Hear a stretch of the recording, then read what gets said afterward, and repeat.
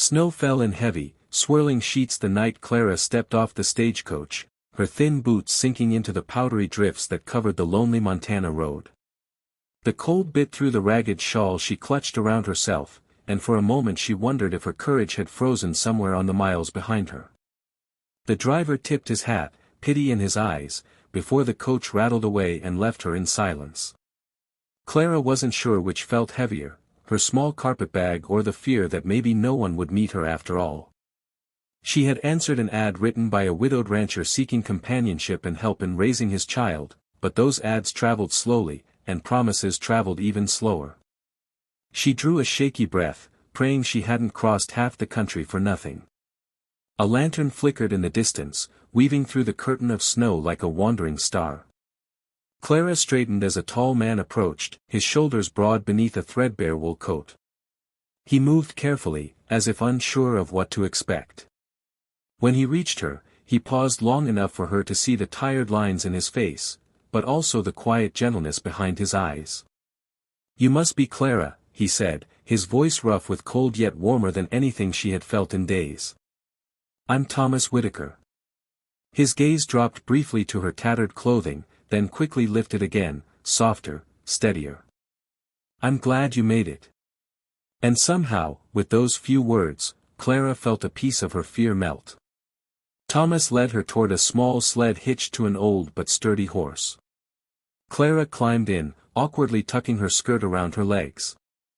As they rode through the snow-draped valley, she could see the silhouette of a modest cabin against the pale glow of lantern light. Smoke curled from the chimney, and pine boughs hung over the doorway, simple, worn, and loved. Thomas cleared his throat, gripping the reins a little too tightly. "I know the ad was plain," he murmured. "I'm not a rich man. Life's been hard since my wife passed." Clara heard the tremor in his voice, and though grief was a stranger to her, she understood the weight of loss. "Hardness isn't what frightens me," she replied quietly. "Not being wanted is." Thomas looked at her then, truly looked, and the horse's steady steps seemed to echo the calm forming between them. Inside the cabin, warmth wrapped around Clara like a blanket. The fire glowed in the hearth, and the scent of pine and stew filled the air. But it was the small girl sitting at the table, brown-haired, round-cheeked, staring at Clara with cautious curiosity, that made her heart lift. "This is Lily," Thomas said gently. The child tilted her head. "Are you gonna stay?" Her voice was small, but it held the bravery of a girl who had lost too much too young. Clara knelt, ignoring the tear in her skirt and the cold still clinging to her fingers. "If you'll have me," she whispered. And for the first time that night, she saw a smile begin in Lily's eyes before touching her lips. The cabin was humble, drafty in the corners and patched in the walls, but Clara felt more welcome there than she ever had in her aunt's crowded tenement back east. Over the next few days, she found herself stepping naturally into the quiet rhythms of the household. She mended Lily's dresses, taught her how to braid her hair, and swept the floor while Thomas repaired a loose shutter or mended a fence post. Though they were strangers by name, they moved like people who recognized something familiar in each other, something fragile and deserving of care. But a turn came on the third night, sharp and unexpected. A fierce blizzard roared down from the mountains, wind screaming like a living thing. As the storm worsened, Thomas discovered that several of his cattle had broken through the fencing and wandered off into the dark. Without hesitation, he threw on his coat and gloves. "I've got to bring them in before they freeze," he said. Clara felt fear bloom in her chest. "You can't go out in that," she insisted. "Not alone." Thomas offered a small, pained smile. "If I don't, they'll die. And without them, we won't last the winter." Before he could turn away, Clara stepped closer. "Then let me go with you." He frowned.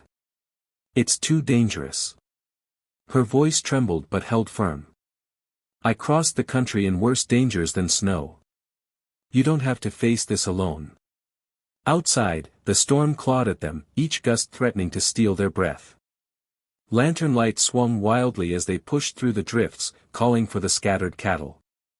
Clara's face stung with cold, but she kept moving, refusing to be the burden she feared he might eventually regret. At last, they found the frightened animals huddled in a ravine. Together, Thomas guiding, Clara coaxing, they managed to lead them back toward the homestead. The journey was long, and at one point Clara stumbled, sinking into the snow. Thomas reached her instantly, pulling her up with both hands. The worry in his eyes cut through the storm. "Don't you ever say you're not strong," he said, voice breaking. "You came farther than anyone I know." When they finally returned to the cabin, shaking with exhaustion, Lily ran to them with tears streaming down her face. She threw her small arms around Clara first, a choice that struck Thomas like a warm blow to the chest. Later, after Lily fell asleep curled beside Clara on the rug, Thomas sat at the table, watching the firelight dance across their faces. For a long time he said nothing. Then, with a quiet exhale, he spoke. "I placed that ad because I needed help. Someone practical. Someone steady. I never expected someone brave enough to risk her life for a stranger's child. Or mine." Clara looked down, unsure how to hold the weight of such words. "I didn't come here to earn anything," she whispered. "Just to belong somewhere." Thomas rose slowly and came to stand beside her. His voice was gentle as falling snow. "Clara, when you arrived in rags, I saw only what the world had taken from you. Tonight, I saw what it couldn't take, your courage, your kindness, your heart." She met his gaze, her throat tightening. And then, for the first time since she'd stepped off that stagecoach, she felt truly chosen. On Christmas morning, the storm had passed. Sunlight sparkled on the fresh snow like 1,000 tiny blessings. Lily tugged Clara's hand, dragging her to the window. "Look," she cried. Thomas stood outside finishing a wooden sign he had carved overnight. Clara stepped onto the porch, breath catching when she read it, "Welcome home, Clara." Tears warmed her cheeks. Thomas removed his gloves, his hands still trembling slightly from the cold, and from something far deeper.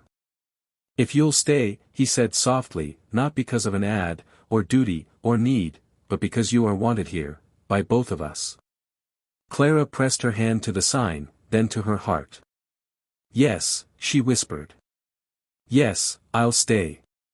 And in that quiet corner of the Wild West, on a Christmas morning carved out of hope and second chances, 3 people who had been broken in different ways found a home in one another. For kindness has a way of mending what life has torn apart, and love, when chosen freely, can turn even the harshest winter night into a beginning filled with light.